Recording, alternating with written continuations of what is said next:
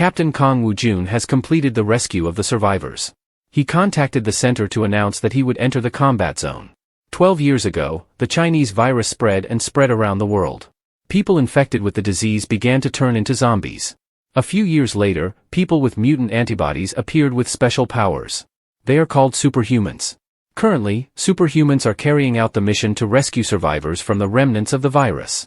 Superhumans will be guided to stabilize and restore strength by body contact. After fighting a series of zombies, his wrist began to ache. The sound from the control center rang out. Captain Kong, how long has it been since he was last guided? Let's see, 1 month. His answer made the other party worry and shout. Does he want to die? With that body, he was sent alone? Before he finished speaking, a zombie appeared in front. He ran quickly forward, using powerful abilities to break its neck. Then he reported, there are no living creatures in Area B, mission accomplished, I will return to the base. The head on the other side worriedly reminded him. When he returns to headquarters, he must receive proper guidance. If not, he will really explode. It is very important for experts to receive guidance through contact over a regular period of time. If the expert is not guided, he cannot control his own power. In the end, he will be swallowed up and killed by that power. Behind him, skinny, bony arms suddenly stretched out. Next, a series of zombies crawled up from the rubble.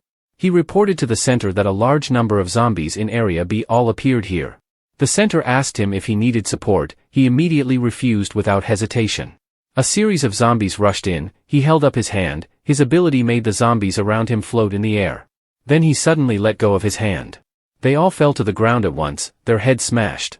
The control center was full of praise. Indeed, he is an S-level expert, but even so, he still has to receive guidance. I know, he replied. Suddenly, a human hand emerged from the rubble. Seeing this scene, his heart suddenly pounded, his strength surged uncontrollably, making him tremble and fall.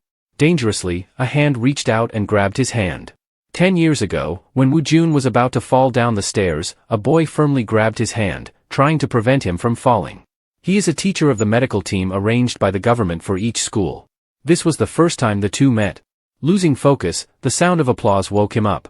He asked him, what will happen if you are bitten by an infected person? Fever, rash, consciousness blurred, turned into a zombie. His answer pleased the other person. He patted his head with a bright smile. After school, he shyly ran after him to ask his name. Teacher, can you tell me your name? What for? The other person asked back. He blushed with embarrassment, actually.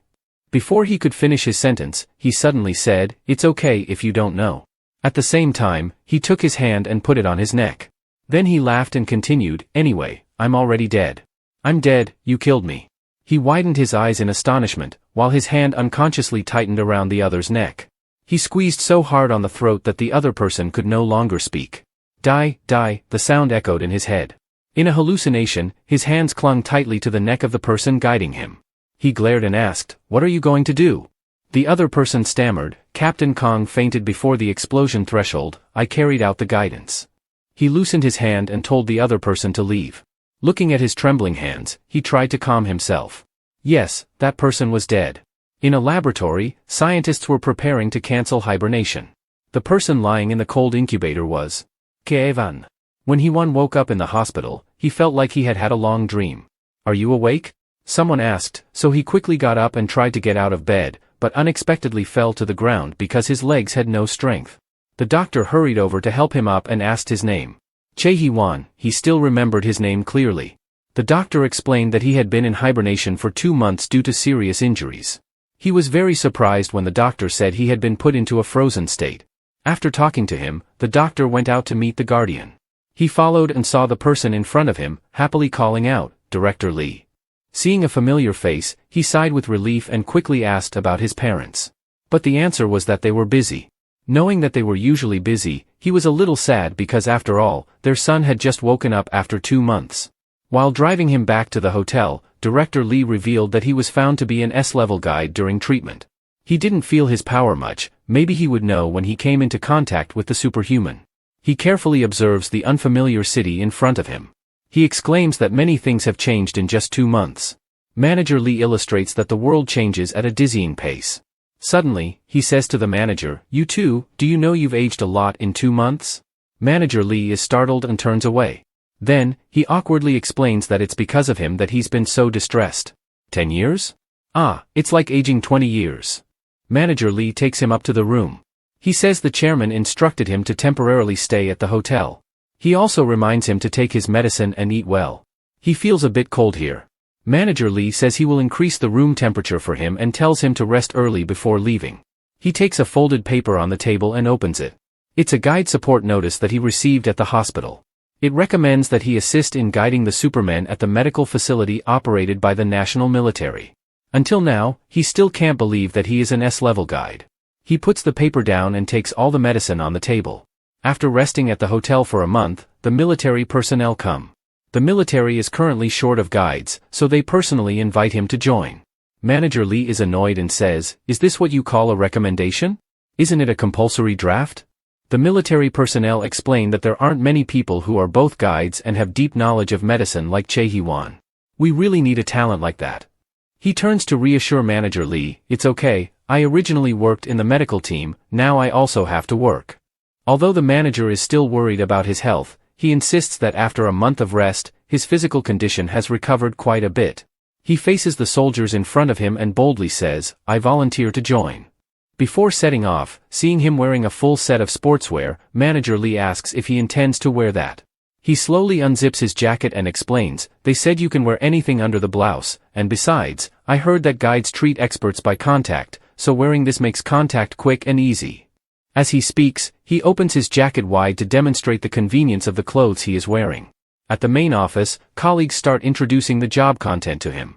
Currently, due to the policy of exterminating the living dead, most cities have been destroyed, only the Nakon district where we live is intact. They have made this place their base, and then rescue the living in other areas. The rescue work is usually handed over to the soldiers and experts. The guide has a responsibility to guide the expert and treat foreign trade simply. He is part of Guide Team Number 1. This team is equipped to research viruses. So, there are a few people who are also researchers. After the introduction, they lead him to greet other colleagues in Guide Team Number 1. B-level guide Choi Suzy surprisingly says, "Wow, this is the first time I've seen an S-level guide. What should the first greeting be?" A-level guide Iyu Yejeon shyly says, "3 people greet and get to know each other." Yejeon reveals that besides them, Team 1 has one more person, who is currently out supporting. Suzy starts to curiously ask, "This is the first time I've seen an S-level guide, how do you feel? Do you feel full of energy?" He says he's not sure, it seems normal. Yejeon gives him a glass of water and asks, "You've never guided before, right? So today you have to try and get used to the new feeling." Suzy describes to him the guiding process. "You have to adjust the speed very quickly, because when guiding people who are not compatible with you, the feeling of being forced is dizzying." He starts to try guiding so he's a bit tense, he takes a deep breath, tells himself to focus and feel the energy inside him, then envelopes the other person. The process goes very smoothly, the superhero who he guides happily thanks him. He says this is the first time he's seen stability in such a short time. Receiving praise, he is extremely happy. At the monitoring center, the superior asks about him. The person in charge reports that he is full of enthusiasm, he will adapt quickly. They say although he just arrived, they probably have to mobilize him to go to Area B where Captain Kong Woo-jun is. The guide who was dispatched almost lost his life. Although they feel guilty because Hee-won just joined, they don't have any guide suitable for Captain Kong. 10 years ago, a few individuals infected with the Chinese virus began to appear, a red alert was issued globally. However, schools operate normally. Seeing his friend complain about having to go to school in such circumstances, Woo-jun thinks, because South Korea is still relatively safe and the more desperate the situation, the more important it is to maintain a daily lifestyle. His friend Woo-jun teases him for always dozing off in class and pretends to speak profound philosophy. He argues that he is at the age of maturity, so he needs to sleep a lot. His friend continues to show up, saying that he will stay this size for life, and he won't grow any bigger. Today is also the first day Hee-won started working at the school. The head of the department, Lee, drove him there, warned him to be careful, and then left. Suddenly, a zombie appeared, and a student screamed in pain. The zombie's eyes bulged out. He continued to open his mouth wide and growled as he moved forward. Okay, cut. It turns out it was all an act. Everyone gathered around to see the result and laughed happily, blocking the entire way up. Just then, the teacher saw and yelled, "Who is playing like that at school?" Everyone ran away in fear, and someone bumped into Woo-jun, causing him to lose his balance and fall backward. At that moment, a hand reached out and held his arm tightly. It was Hee-won. Seeing him staring at him, he said, quickly grab my hand and stand up. It was then that he woke up, grabbed his hand, and he helped him stand firm and sighed with relief. After thanking him, he continued to go up the stairs. He-Wan followed and reminded him, don't fool around on the stairs. Wu-Jun asked his friend if he knew who that person was. His friend heard that he was a teacher from the new medical team. Because of the virus, the government will arrange a medical team for each school from now on. He said he thought he was a student because he looked so young. Not respecting life, his friend said, he's about as tall as you. The teacher introduced the class to some of the medical staff sent by the government. Meanwhile, Wu-Jun was still dozing off in class. He-Wan saw and slowly walked over to him. Suddenly, a clap sounded in front of him along with a stern voice, don't doze off, this is a lesson you need to listen to in order to deal with the virus. He leaned his hand on the table and asked him, what will happen if you get bitten by an infected person? Answer in 5 seconds. He started counting down, 5, 4, 3. He hastily replied, feverish, breaking out in hives, his consciousness blurry, turning into a zombie. Yes, that's right, he knew it. He-Wan was satisfied and gently patted his head. In that moment, his heart fluttered. After class, Wu-Jun ran after He-Wan to ask for her name. His heart was pounding, he stuttered, teacher, can you tell me your name? It's okay if you don't. Her answer left him stunned. Why does a student who sleeps in class need to know the teacher's name? I clearly introduced myself at the start of the class. Hearing this, he blushed and hesitantly said, so, can I call you what I want? That's fine, she replied. Just then, emergency disaster warning messages were sent out simultaneously. Discovering 4 cases of virus infection in Seoul City, He-Wan advised him to go home early. He cheerfully replied, yes, Dr. Teacher. Seeing her not understanding, he explained, because you're wearing a blouse, be careful on your way home. He-Wan shyly watched him leave. She felt that she had acted immaturely with a student on her first day of work. Many days later, the number of infections increased rapidly day by day. His teacher was engrossed in reading the news. He-Wan approached to reassure, it's okay. Dr. Teacher, he immediately called. He had decided to call her that. She herself didn't think it was bad. He-Wan explained, here is being thoroughly quarantined, so the situation will stabilize soon. His words somehow made him feel more at ease. She happily leaned in and asked, do I look like a teacher? His teacher said she was originally a teacher. She laughed and said, that's good, I was afraid you would laugh. The two gradually talked more naturally with each other. She leaned in close and said, anyway, with Wu-Jun, I feel comfortable, is it because we see eye to eye? Touching on a sore spot, he forced a nod, but then kept saying he could grow taller because he was still growing. The two gradually became closer and talked more with each other. Meanwhile, the number of cases kept increasing from 128 to 535, then to 1574 cases. The situation was becoming more alarming. Until one day, when the two were walking down the hallway, they suddenly stopped, seeing the people around them running away. Behind them was a bloodied zombie rushing towards them. In the dangerous moment, Wu-Jun took the initiative to grab He-Wan's hand and ran. However, while escaping, he tripped and fell, slipping out of his hand. He was shocked and hadn't had time to get up. He-Wan waited for him. In this instant, the zombie had caught up with both of them. He helplessly closed his eyes, but the painful feeling like in the data did not happen. Slowly opening his eyes, a bloody scene appeared in his sight. His doctor had used his body to save him, the zombie's teeth deeply biting into his shoulder. He-Wan tried to suppress the pain and said, run. Boom, boom, boom, the sounds of explosions echoed in the building behind them. They had run to the top floor and locked the door tightly. We will be safe, Wu-Jun said. Seeing him breathing heavily, holding his wound, he worriedly asked, does it hurt a lot? His face flushed, he grabbed his shoulder and asked, what will happen if you are bitten by an infected person? Symptoms such as fever, rash, his body was going through all of them. He-Wan looked at his red, trembling hands, tears welling up and said, I have changed before anything, I am a teacher, I am so scared. He-Wan tried to bite his teeth to suppress the sobbing, but in the end, he couldn't control it and cried bitterly, I'm really sorry. Can you kill me?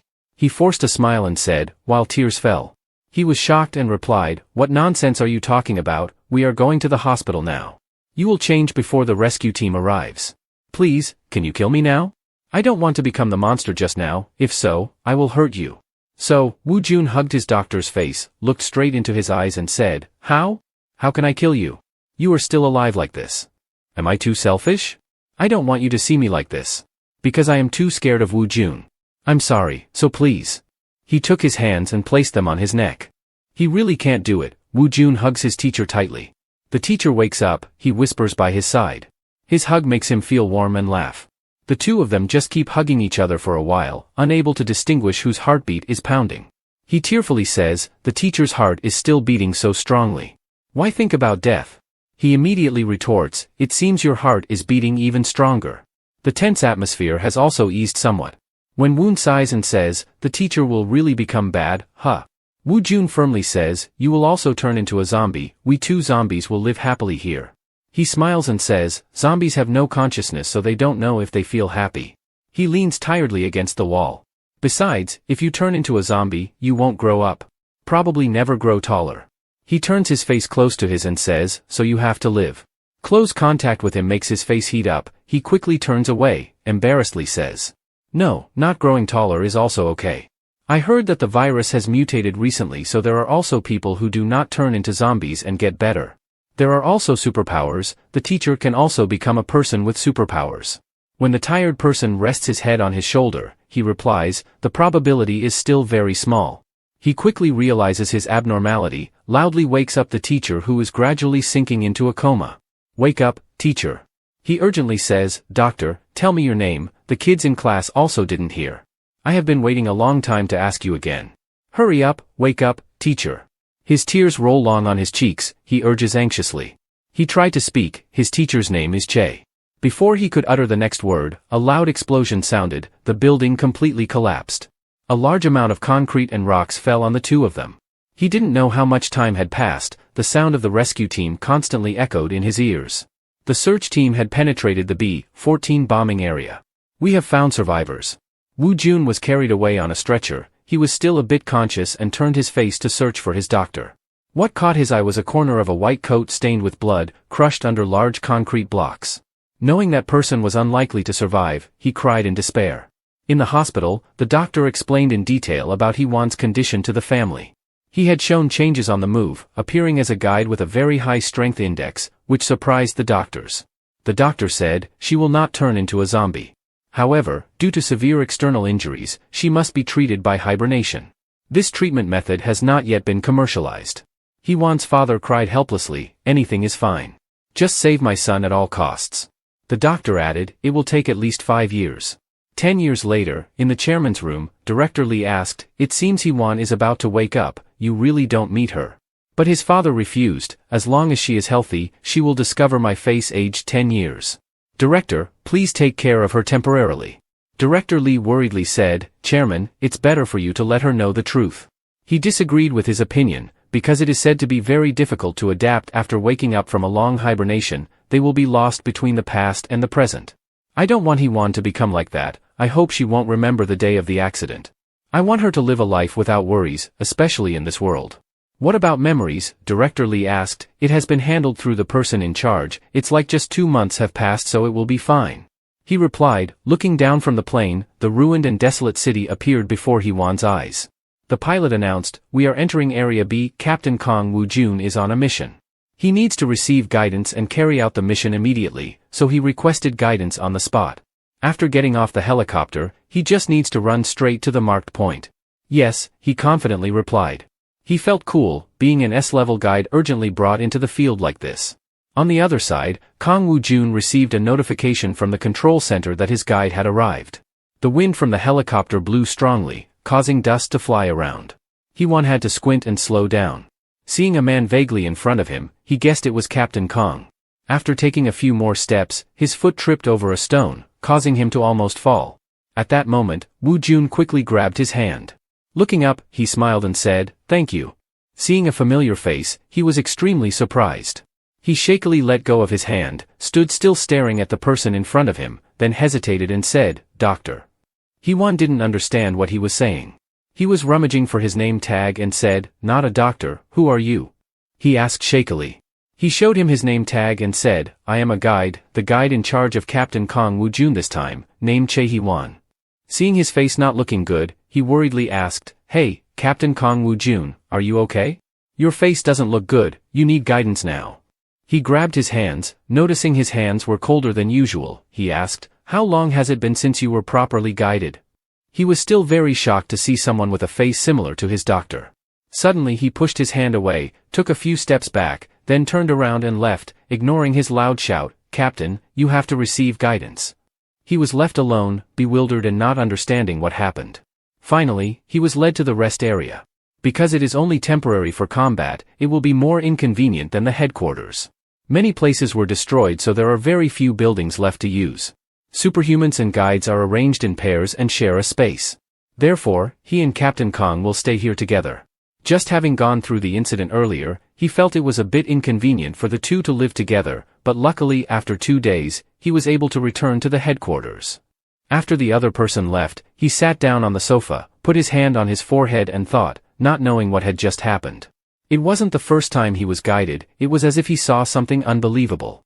He sat up, took his laptop out of his bag, then tidied his hair, adjusted his voice and started recording a video.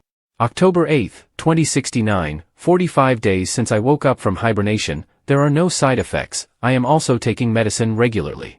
I'm still not used to working as a guide, if I think this is a job to help people, it seems quite meaningful. I met the expert I was in charge of today, I don't know if we can live in harmony.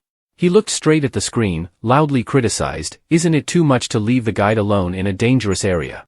Even so, I still have to try my best as a guide. Today's video report ends here. After reporting, I also finished taking the medicine, he sighed with relief and lay down on the sofa. Everything is fine except for feeling sleepy after taking the medicine, he drowsily thought he should ask the doctor to change the medicine. He just fell asleep until it was almost evening. At this time, the temperature had dropped, he curled up because of the cold. Kong Woo-jun returned in an unstable condition, automatically moved closer to where he was lying, he opened his eyes and was startled to realize it was Captain Kong. "Captain Kong, can you hear me?" However, Woo-jun was no longer sober, his breath was heavy, his hand was trembling on his cheek. He showed that he was not okay, he had to quickly proceed with the guidance. His hand was placed on his hand, immediately focused on strength transmitted to him. Suddenly he opened his eyes wide, he saw that this was not enough, he wanted more, he used his hand to touch his lips. Before he could react, he had kissed him amidst the ruins of the city, Kong Woo-jun was madly slaughtering the zombies. His mind was very chaotic at this time, the person he just met, Guide Chae-hee-won. Who is that person? Why does he look like the doctor? The doctor is dead. Can there be someone who looks like that? Those thoughts kept circling in his head until the end of the mission. He was tired, reported the completion of the work and returned to base. He staggered back with a sore body after a long battle. Recently, this situation has continued, indeed it needs to be properly guided. Returning to the room, Kong Woo-jun tiredly took off his clothes. He was about to explode. Seeing someone curled up on the sofa, that person exuded the energy of a guide. He loosened his tie and approached. Though they hadn't met, he felt somewhat comfortable. In a trance, he placed his hand on the person's face. At this moment, He-won was awake too, guiding him while softly calling, Lieutenant Kong Woo-jun. However, he wasn't alert enough, he immersed himself in this healing energy. Like finding a cool, pure water source in a dry desert, he immersed himself in it. He drank from it, but it wasn't enough, he wanted more, he wanted to dive into it. Unconsciously, he kissed him, his tongue delving deeper. He-won was caught off guard, unable to resist, only cooperating with the person in front. As the kiss stopped, he continued calling, "Hey, Lieutenant Kong," but Woo-jun was still not sober, continuing greedily. The pace of guidance was too fast for He-won to push him away. After a while, he left his lips to find other wonderful places. He gently caressed his smooth, warm skin. He-won kept pushing him away but to no avail. Finally, he used all his strength to push him away, combining with a fierce hair pull, forcing him to stop. "I said stop," he yelled, me, that's it." He hesitated, then suddenly exhausted, collapsed on He-won's shoulder and fell asleep. Susie had said, among experts, there are many dangerous types, especially those who use guidance as an excuse to play around or coerce others into sleeping with them. It must be decisively refused and reported to superiors for punishment. He-won still trembled from what had just happened, realizing this was the situation Susie had warned about. He felt he had underestimated the role of a guide. Despite Woo-jun's uncomfortable face and heavy breathing, he couldn't bear to leave and continued guiding him. The next morning, as Woo-jun woke up, feeling lighter, it seemed he had been guided.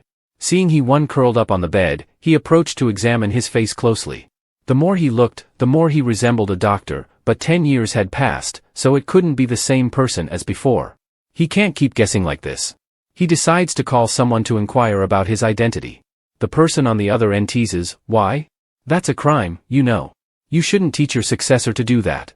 He says, just do it, and hangs up before the other person can respond. After the call, he returns to the room. By now, Chae-hwan has woken up. They face each other, not knowing what to say. Chae-hwan breaks the awkward silence. Did you sleep well? I guided you yesterday. But before he can finish, the other man turns and leaves, leaving him sitting there awkwardly. The young man can only force a few laughs, but inside he is cursing. Who guided him to soothe his explosion? Why are there people like this? Yes, that's right. If I go back to the main office, I must request a partner change immediately. Suddenly, a beep sounds from the communicator on the table, left behind by Kang Woo-jun. Seeing it ring continuously, he picks it up to answer the person on the other end. Hello. Hearing a strange voice, the other party quickly asks, where did Captain Kang Woo-jun go? Yes, who is this? He awkwardly explains, I am Captain Kang's partner, I am Chae-hwan. So that's it, Captain Kang left his communicator behind? He finds it strange that Woo-jun wants to investigate the background of the person he is with. He continues, you must carry the communicator with you. How could you forget it? That's not like you at all. He immediately replies, oh, is it that important? He hasn't been gone long, let me give it to him. Wait a minute, it's very dangerous, the other person warns, but he has already hung up and run to find Woo-jun. Running outside, he looks around for Captain Kang's figure. Finally, he sees him walking in the other direction. Hee-won intends to call out to him, but suddenly remembers that he can't make a loud noise outside or it will attract the living dead, so he has to keep his mouth shut. So he hurries to follow him for a long distance and finally catches up. He quickly hands him the communicator. Here, you forgot this. Woo-jun widens his eyes in surprise as a living dead is rushing towards him. Seeing him suddenly raise his hand, he turns around. There is a living dead floating in the air, growling terrifyingly with a creaking neck. He uses his power to squeeze its neck. Blood splatters from the living dead, splashing on his face and clothes. Hee-won is scared. He doesn't know when this living dead started following him. But at this moment, Woo-jun passes by him and says, you go back. You're in my way, so get out of here quickly. He meant well, but was coldly told so. Hee-won angrily chased after him to retort. Being in the way, hey, Captain Kang Woo-jun, for someone who tried their best to guide me when there was a risk of explosion, this attitude is not right. What you did to me yesterday, because it was too embarrassing, and seeing you staring at me, I don't want to talk about last night anymore. He raised the communicator and continued, even now, I brought you the communicator that you forgot. How are you looking at the person who helped you? If you told me to stay, I wouldn't bother. He angrily pushed the communicator towards him and decisively turned around to leave. However, because he was too scared of what happened earlier, his legs had no strength left and he fell down trembling. His face was flushed with embarrassment. He got up, reflexively, he immediately thanked him. But suddenly remembering that he was angry at him when he kissed him, he turned around and left. Hearing the sound of steady footsteps behind him, thinking that he was following him, he paused to see what was happening. Woo-jun stared at his blood-stained blouse, suddenly stepped forward, grabbed the collar and said, take this off, I hate seeing blood. Glancing at his reddened neck, he immediately let go and walked away. Although annoyed that he kept making others do this and that, he obediently took off his shirt. When he took off his shirt, he discovered that the shirt was quite bloody and so was his face. He realized that Woo-jun, although a strange person, seemed to be a good expert, who could suddenly attack a living corpse with a twist of the neck. While walking, he suddenly stopped and fell to the ground. Hearing the sound of falling, he immediately turned his head to look, thinking that he was weak like before. He stepped forward and raised his hand to help him stand up. He stuttered, Captain, is this also a living corpse? Something very scary was holding onto his trouser leg, a long arm connected from many living corpse arms. Woo-jun immediately used his strength to throw off the creepy arm that was holding him. Don't leave me, he said, as he shielded in front to protect his partner. From under the rubble, that strange arm began to stretch out again. He had heard about the mutation of the living dead in a recent meeting. Their numbers were increasing, they could approach without leaving a trace, or transform into strange shapes, far different from the shape of a human.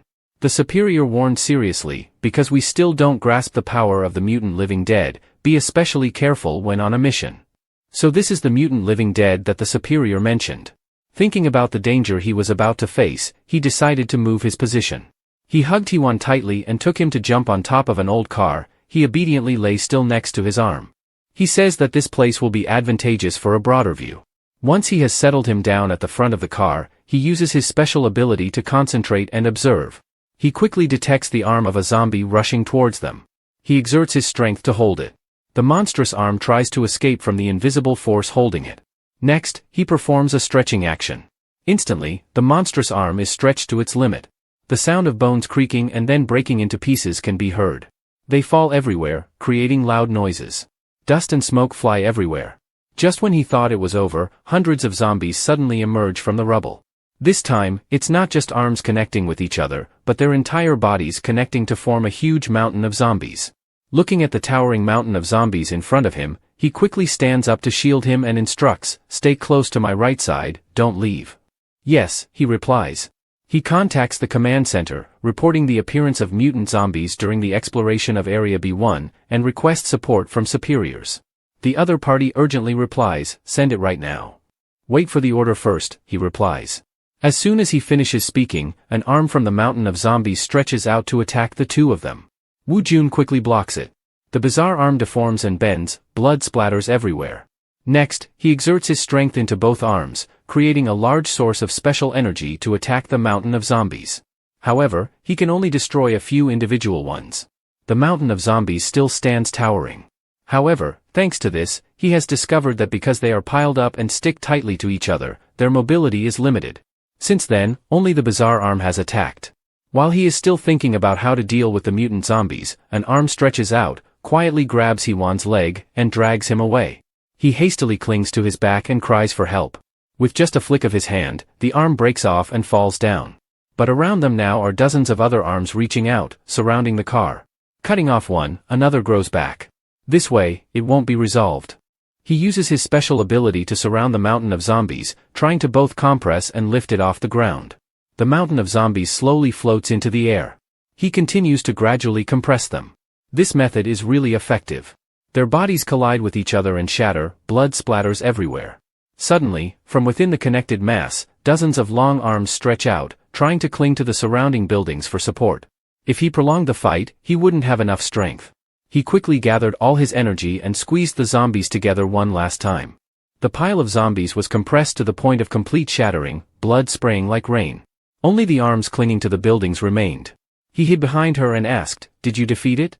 Unexpectedly, even though they had lost their bodies, the monstrous arms still had the strength to cling tightly to the buildings. Having been impacted from previous battles, the buildings on both sides gradually collapsed onto each other. Violent tremors came one after another, causing Hewan to lose her balance and fall off the vehicle. "Captain," he exclaimed in shock. In that moment, he seemed to see the doctor-teacher gradually moving away. He panicked, ran back, grabbed her hand and held her tightly in his arms. At the same time, concrete and rocks fell down and buried them. As he passed out, Hewan saw a student calling her teacher, even letting her lean on his shoulder to close her eyes. Although she couldn't see his face clearly, Hewan still felt very comfortable leaning on him. Wu Jun gently touched her face to wake Hewan up. "Hey, come to your senses." After waking up, he asked in confusion, "Where is this?" Wu Jun explained, "We are trapped in the rubble of the building." He was dumbfounded. "What? You can lift it up?" Like what he had done with the zombies earlier, like this, he said as he clumsily reenacted the scene. He helplessly looked at his hand. "Unfortunately, my hand is injured." He worriedly asked, "How did you get hurt?"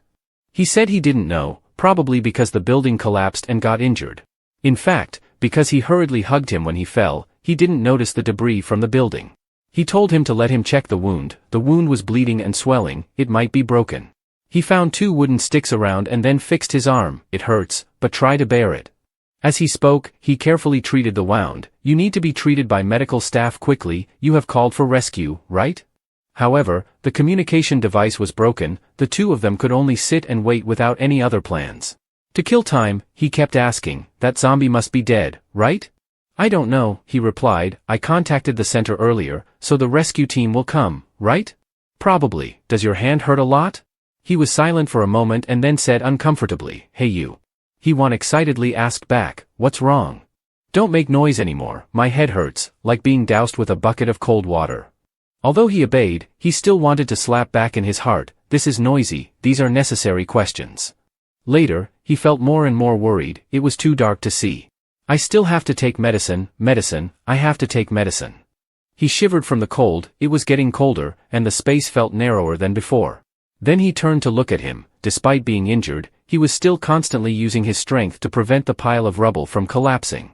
He took his hand to guide him, noticing that he was staring at him.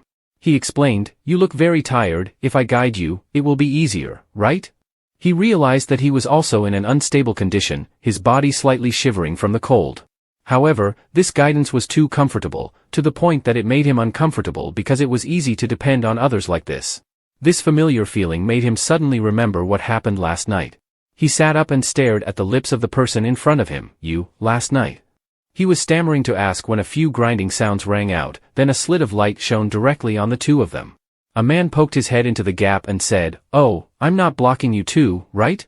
The loudspeaker rang out guiding everyone, "The experts have arrived, please clean up the remains of the mutated zombies." The medical team quickly brought the treatment tools. After being lifted out of the pile of rubble, the medical team quickly came to give him water and medicine. At this time, the other boy reported to Kong Woo-jun the information he had investigated about him. Guide Chae-hee-won, the only son of the Wu-ji group, has worked at the BOM Global Virus Research Institute as a researcher, and has a hospital admission record about 2 months ago. "Hospitalized?" he asked again.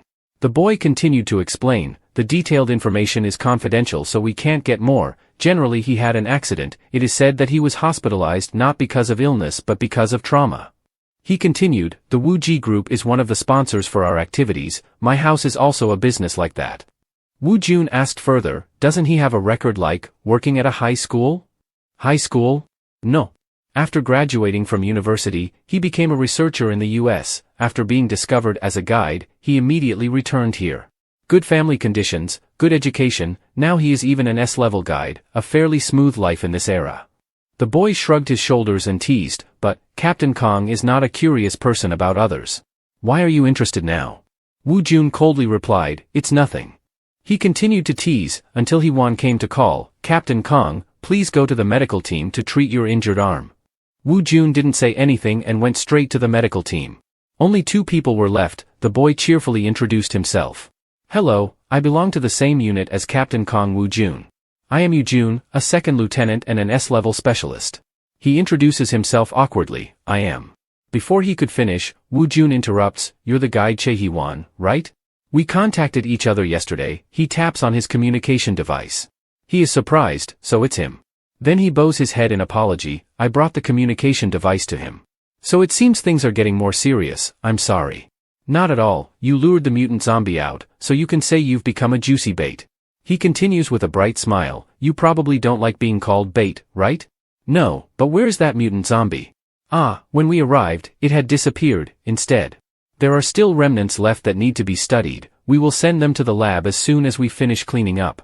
Let's go back to the main base," he says while affectionately pushing him. Over here, Woo-jun has also finished checking the wound on his hand. He glances at the 2 of them behind him. Back at the main base, Hee-won tells his colleagues about the mutant zombie. Suzy is surprised, even though he came to the scene, it seems like a big deal. Because normally S-level specialists usually act alone, and the appearance of those 2 together is also a big deal. Second Lieutenant Yu is friendly with everyone, his appearance is also outstanding so it feels like he's everyone's idol. As for Captain Kong, he is a bit more introverted because he causes many accidents, so he's not the type to have many people around him. But seeing the 2 of them often together, they must be close. It might be because they are in the same unit, but if 2 people with opposite auras are together, it attracts others in a strange way. Yejeon is not very interested in what the 2 are discussing, he is just curious about the mutant zombie. He says they will probably send it here today after cleaning up the remnants. Suzy continues to ask curiously, "Anyway, you've been together for 2 days, how do you feel about guiding Captain Kong?" Remembering what happened that night, his face turns red, he answers awkwardly, "Well, it's not bad." Suzy sighs in relief. Yejeon says, "Up to now, Captain Kong has only guided 4 to 5 times, looking at the number of times people change, you can tell, because of violent behavior." Suzy continued, "I was going to tell you, Hee-won, when I found out you were sent to help Captain Kong, but because you left in a hurry, I didn't have time to say, I was very worried. Sometimes when he's guiding normally, he suddenly lunges to choke or sometimes punches the other person's chin." He said with a bit of confusion, "I didn't encounter that, anyway, I'm still fine." So, can Hee-won continue to be Captain Kang's partner? Every day, the superior is worried about the issue of the captain's partner. Finally, there appeared a subject who could guide him smoothly.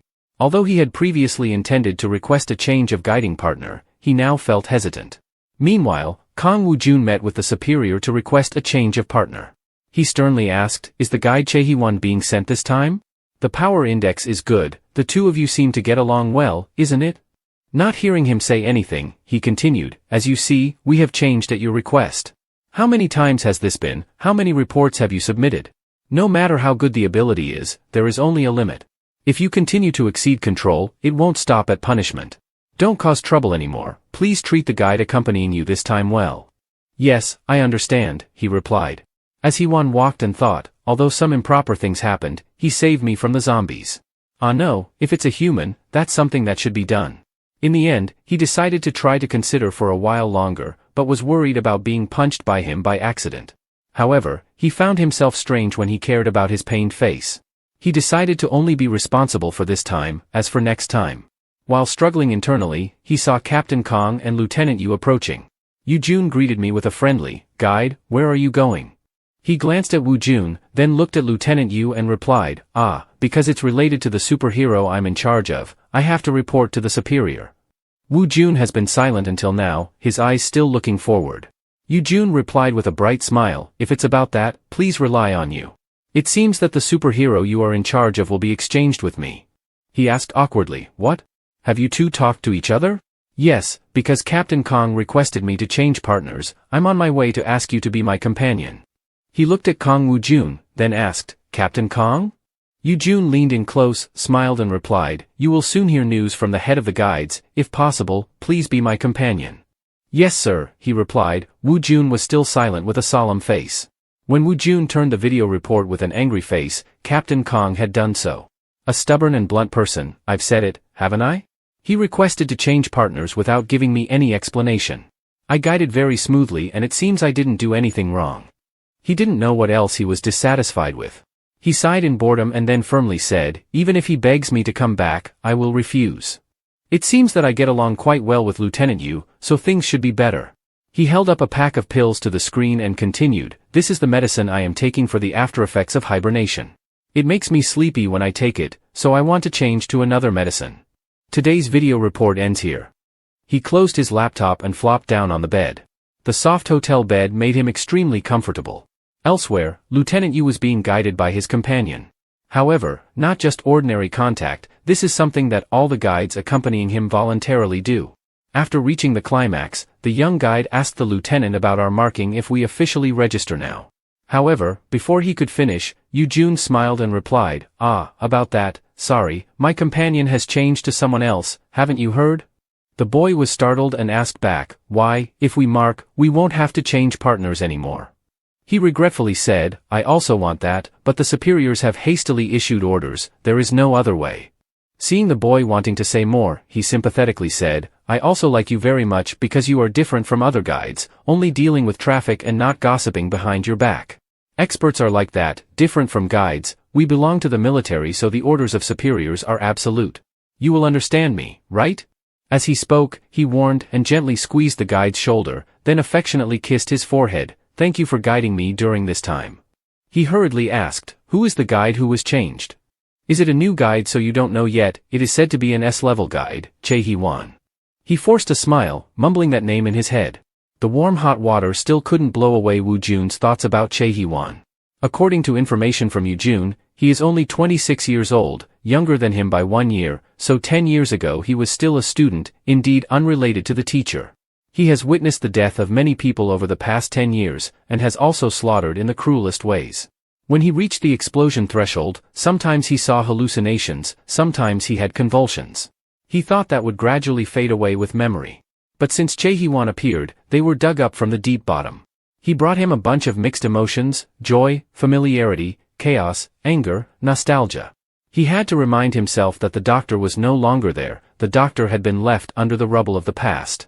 But he appeared with a face identical to that person, and even smiled at him. He closed his eyes tiredly. He knew that Chae-hee-won was not at fault. It was because he couldn't control his emotions that he targeted him.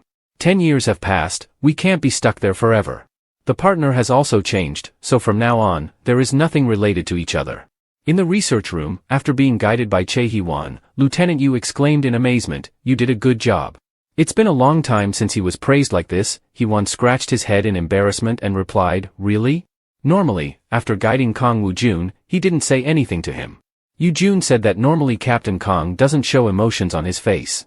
Hyewon immediately asked how Captain Kong treated others. Lieutenant Yu said that he was still normal with him, but with other guides, he only contacted them when he was near the explosion threshold. He laughed and asked, why? Is Captain Kong too cold?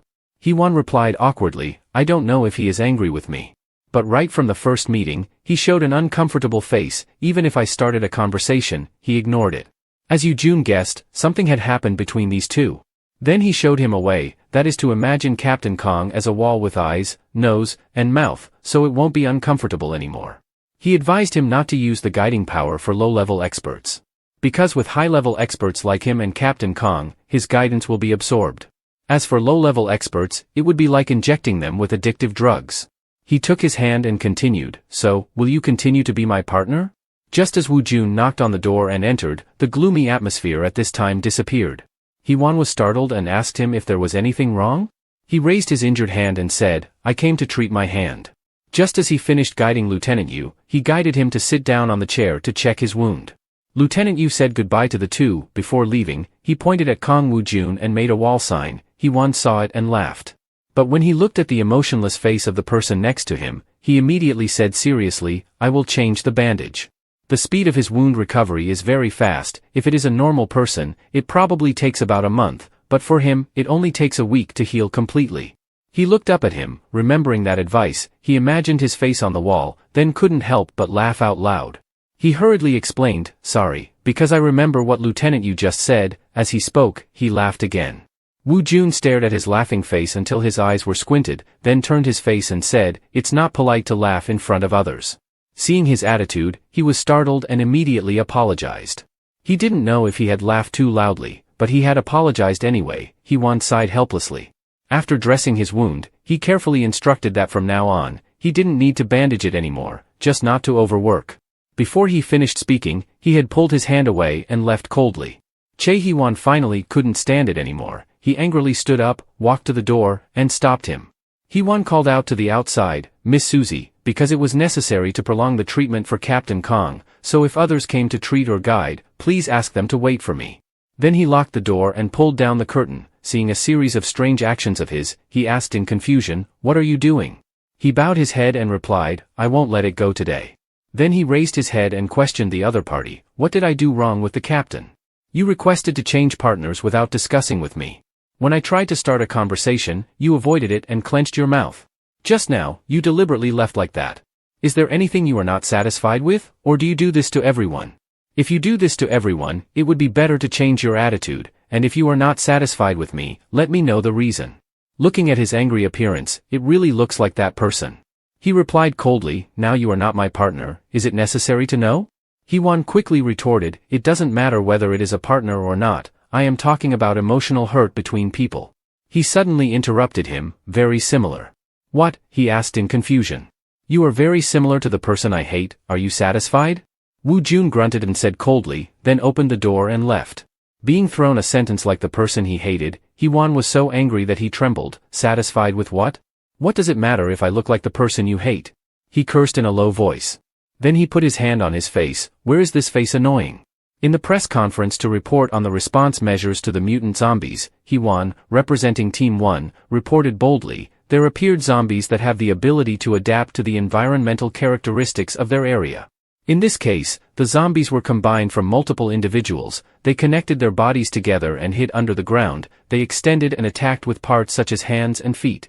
After the meeting ended, a few people came to review his report just now. From this side, the former guide of Lieutenant Yu approached him and asked, are you Guide Hyewon? Hello, I am Guide Kim Hyun-young from Team 3, the report is very good. Hyewon modestly thanked the other party. Hyun-young continued to say, my brother is working for the BOM research group in the United States. So I am particularly impressed with the comparison of specimens in the United States and South Korea. Hyewon said with interest, really, I also work there. Hyun-young asks in surprise, really? How many years have you been working? My brother has been working for 5 years. At this point, Hyewon suddenly can't remember. He can only say, his mind spinning as familiar yet strange images suddenly appear in his mind. He sees himself standing in a classroom. Hello, Yaemeke Evan.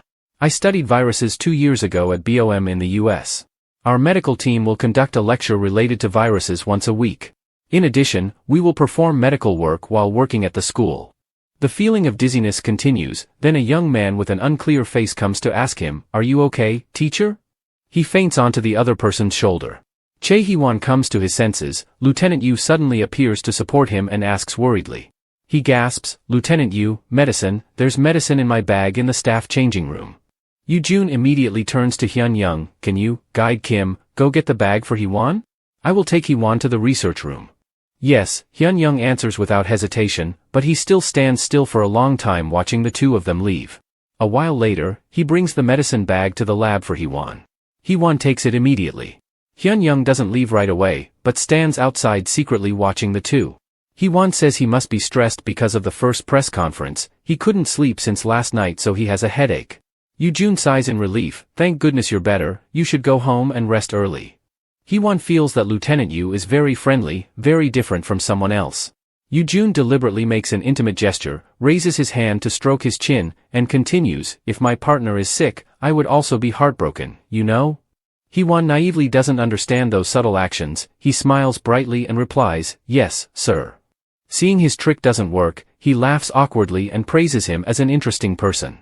After the lieutenant leaves, Che Hee-won thinks about the hazy scene just now, the school, the students, that guy. Fragments of memories flash through his mind. 2 colleagues come to ask about him and advise him to rest and not overwork.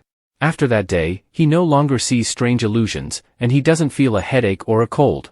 He doesn't know if the new medicine is better, but he has been less sleepy, and the days go by smoothly. He gradually grasped the work of the guide. The lieutenant, although a logistics support expert, would be in charge of focusing on building the city if there were no major incidents. He was not sent to do many dangerous tasks like Captain Kong, and did not need to guide much because there were few dangerous tasks. Even so, he often came to joke around so he wouldn't get bored. He also told interesting stories about the military. Captain Kong was often dispatched, so the two of them hardly met. But on the contrary, he didn't know if that was good or not, perhaps because he was his first partner. He occasionally wanted to know if he was safe. He hated him so much that it was strange that he still cared about him. Susie's call interrupted his train of thought. "Hee-won, there's a big problem. It's said that Captain Kong has had some trouble with the guide this time. Now the disciplinary board will dismiss Captain Kong. Depending on the disciplinary content, the level of punishment will vary, but for now, Captain Kong will have to leave the place for officers supported by the military." Just as Lieutenant Yu arrived, he stopped by because he was afraid people would worry, he explained. "You said it was a dismissal, but currently no one could do the job like Captain Kong, so he would be quickly reinstated." Hearing that, Hee-won was somewhat relieved. However, the thought that if he was still Captain Kang's partner, he probably wouldn't have had trouble with the guide, kept circling in his head. He speculated and then blew away this thought himself, reminding himself not to worry about the person who hated him. Director Lee came to take him back to the hotel to rest. On the way back, he thought about Woo-jun's situation. Earlier, Lieutenant Yu had said that leaving the officer's residence would receive a considerable amount of money from the military. With that money, he would probably temporarily stay in a decent hotel. On the contrary, it seemed like a vacation. Returning to his hotel room, Hee-won was surprised to see a familiar figure in front of the next room's door. He leaned against the door in confusion, remembering what he had said that day. "You, Che Hee-won, are very similar to the person I hate. Are you satisfied?" This was the first time he had seen him since that day. Although he didn't greet him, it seemed that Captain Kong was also very surprised. During the time he hadn't seen him, he noticed that he had lost weight, probably due to hard work. Realizing that he was worrying about others, Hee-won sighed helplessly. He doesn't understand why his heart is beating so wildly, probably because he was startled.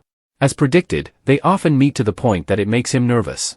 Even though they live next to each other and often meet, they don't say a word to each other and just try to pass by each other. At counter 3 of the hotel, Hee-won recalls the awkward situations before. He finds it hard to often meet but has to pretend not to know each other. If they meet again, he thinks he should greet them. Coincidentally, Captain Kong appears right next to him. They make eye contact, then both simultaneously turn away as if they didn't see anything. His face has turned red, even though he said earlier that if they accidentally meet again, they would greet each other, but now it's too fast for him to prepare mentally. He uses alcohol to gather courage, Realizing that at this level it's okay, Hee-won moves closer, pokes his shoulder and calls, "Captain Kong. Let's talk a bit." Not hearing him say anything, he boldly sits closer to him. He babbles. "I heard you were dismissed. I didn't expect you to come and stay next to my room." "I also didn't expect," he replies. He looks straight at him and continues, "We constantly bump into each other and have to pretend not to know each other. It's also embarrassing. Since the conversation in the research room, we haven't had a proper conversation at all. The person Captain Kong hates, I don't know exactly the situation or Captain Kang's emotions. So I can't say anything, but I'm not that person. Won't my feelings be hurt?" He turns his face away, speaks in a low voice, "That's right, my reason also understands that." He asks him, "Is it that similar? At what point, face or personality?" He stares at his glass of alcohol, answers him, All are similar. About personality, you seem crazier." Hee-won immediately retorts, "You say I'm crazy? I am a very careful and gentle guide, you know. Maybe Captain Kong doesn't know, but these days my reputation is very good. Lieutenant, you also praised me a lot." Looking at his expression, he suddenly smiled rarely. Hee-won's eyes sparkled and exclaimed, "Are you smiling?" It's the first time I've seen the captain smile. So, the captain can smile, he also has facial muscles. Woo Jun affirmed, he's crazy at this point. The two of them temporarily put aside their previous conflicts and sat talking to each other for a while. Then they left the bar together and returned to the hotel. Standing in front of the room, Hee-won thought maybe the captain had relieved his mood a bit now. Will he feel embarrassed when he sobers up? Then he hesitantly said, "Captain, I have this kind of delicious wine. Do you want to drink another glass in my room?" In Hee-won's room, after drinking another bottle of wine, the two of them gradually lost their sobriety. Hee-won was so drunk that her body was limp and unstable. Woo Jun quickly supported her, "You're drunk." Hee-won slurred, "No, I'm still sober. Captain Kong is drunker, your voice is louder than before." He sighed helplessly, "Because someone doesn't bother to listen to others, so I have to raise my voice like that." "Who is that?" Hee-won angrily shouted, "Hey, I intended to say it before, why do you keep saying that to me?" While he still used honorifics with others, Woo Jun awkwardly mumbled, "It's just a coincidence." That drunkard got angry and yelled, "That's cheeky." He also argued back, "You're the one who drank and talked nonsense, it seems that's your true feelings, right?" Hee-won also retorted, "Yes, that's true. Do you know how much stress I have because of you? So every time I report a video, I only talk about you every day." He didn't understand what a video report was, but when he asked again, she didn't explain. He didn't bother to pick it up, he agreed with her and replied, "So from now on, I'll use honorifics, guide." Seeing him bow and say such nauseating words, Hee-won covered her mouth, burped once and said, "Don't do that anymore." Woo Jun quibbled, "Burping in front of others is also rude." Hee-won was startled and explained, "No, not really, I really, burp, bathroom, bathroom." She looked pale and ran quickly into the bathroom. After she had finished, Hee-won was more sober than before. She remembered that she had invited him to drink more. After entering the room, she took out a bottle of expensive wine to show him. "So I said it's good wine, anyway, no one drinks it, my parents gave it to me." She poured wine for both of them, then cheered, "Drink, drink," and drank several bottles of wine like water. Hee-won was embarrassed and didn't know where to hide his face. Seeing him come out, he asked with concern, "Are you okay?" He sighed and honestly replied, "I have vomited about 5 million won." Hearing his absurd words, he couldn't help but burst into laughter. He realized that he could now laugh so freely. Hee-won took the initiative to raise his hand and said, "We have made peace now, right?" He teased, "Are you using honorifics now?" Hee-won shyly replied, "Because I have sobered up a bit." He continued to seriously ask him to swear an oath. He boldly demonstrated for him. "I, Kong Woo Jun, do not hate Che Hee-won, just because he resembles someone and no longer looks down on him." "That's it," he said shyly. "What kind of oath?" Woo Jun said and then firmly shook Hee-won's hand to make peace. He even shook it back and forth to satisfy him. Then he shyly asked him, "Is it okay?" He happily replied, "Yes, you did a great job." As a habit, Hee-won gently patted his head as an excessive compliment. This action was too familiar, his doctor had also praised him like this. He said in a deep voice, "You are still not sober." "Is that so?" He laughed and continued to stroke his hair, honestly saying, "Captain has fluffy straight hair, so I like it very much." While speaking, he reached deep into his hair. Suddenly, Woo Jun grabbed Hee-won's hand and pushed him down on the chair. His face flushed, he asked in confusion, "Captain Kong?" He looked at him for a while, intended to say something but then gave up, then tiredly collapsed onto him. "Captain, what's wrong with you?" Hee-won asked worriedly. It seems that I am also not sober, can you let me do this for a while? He said indifferently. Hearing this, he didn't ask anything else, reached out to hug him and gently patted his back. His heart was beating fast, he thought confusedly, but, how long is a while? Suddenly he said, I'm sorry, for attacking you at the location sent last time. Ah, so you still remember, he waved his hand, it's okay. After a while, Hee-won couldn't help but curiously ask, Captain? The older brother said, he resembles me, can I ask why you dislike him? Seeing no response, he awkwardly added, if it's hard to answer, you don't have to. He hesitated, because he left me and went away. Will you leave too? Blurted Hee-won, blushing. No, I'm not going anywhere, he replied. The atmosphere between them grew more ominous, whether from alcohol or the emotion stirring within them. They gradually moved closer, Hee-won slowly said, Lieutenant, it seems I'm still not sober. In the midst of that sentence, he gently kissed his lips, then they exchanged sweet kisses on the cramped sofa. In the haze of alcohol, they both got caught up in the present heated atmosphere.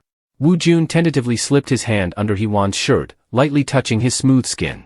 Hee-won let out a soft sound, then they parted, gazing at each other dreamily. Woo-jun realized Hee-won was beneath him, while his hand shamelessly slipped under his shirt and rested at his waist. Now his mind was clear again, his face flushed with embarrassment, stammering apologies as he pulled down his shirt. Then he quickly asked to leave, standing dejectedly for a while.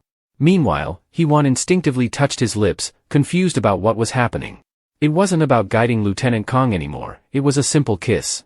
Later, he unconsciously tried to guide, but couldn't deny that he had also willingly accepted his advances. He held his head in frustration, this was all because of the influence of alcohol. The next day, they coincidentally encountered each other. Hee-won tried to act as natural as possible, greeting him. Lieutenant, good morning. After that greeting, the atmosphere became incredibly awkward, he just grunted and walked away. Hee-won felt cold about this relationship, thinking it might have improved, but it seemed to regress, perhaps even worse. In the hotel courtyard, Hee-won screamed in agony internally, feeling fortunate it was a day off because he wouldn't be able to focus on work. He blamed why they kissed and blamed himself for encouraging him to drink more. Suddenly, a familiar voice called him Lieutenant Yu. Lieutenant, why are you here? Hee-won asked in surprise. He chuckled and replied, this hotel belongs to my dad, so I have some business to attend to. Because there are not many hotels around here and this is the least damaged hotel, Hee-won chose to stay here. Yoo-jun said that if there is any inconvenience, he can tell him at any time. Hee-won said that this is already fine, however, Lieutenant Yu noticed that his face looked quite sad as if something had happened. He continued to flirt, are you hungry? Do you want to eat with me? I haven't eaten yet. After finishing the meal, the two continued to order coffee for dessert. Seeing that his face was better than before, Yoo-jun smiled and pointed to his head and said, right, people need to be full so that this place can be clear. Seeing Hee-won say that there is something he wants to ask, Lieutenant Yu quickly moves his seat closer to him. He said, suppose there is a person who has a bad relationship with Lieutenant Yu. Because he doesn't want to feel embarrassed with that person, he has reconciled. Yoo-jun interrupted, I don't want to reconcile much. Just assume that they have reconciled first, he continued the story, on the day of reconciliation, the two suddenly kissed. So what should they do next? Lieutenant Yu asked in a sober manner, next is traffic, right? He explained awkwardly, no, not like that. Then the two became more embarrassed, that's the case. Lieutenant Yu knew who the character in the story he just told was, he asked without embarrassment, so, you mean, you and Captain Kong had traffic? Ah no, kissed, and then became embarrassed as before, right? Yes, he admitted without precaution, then suddenly realized that he had misspoken, but finally had to admit.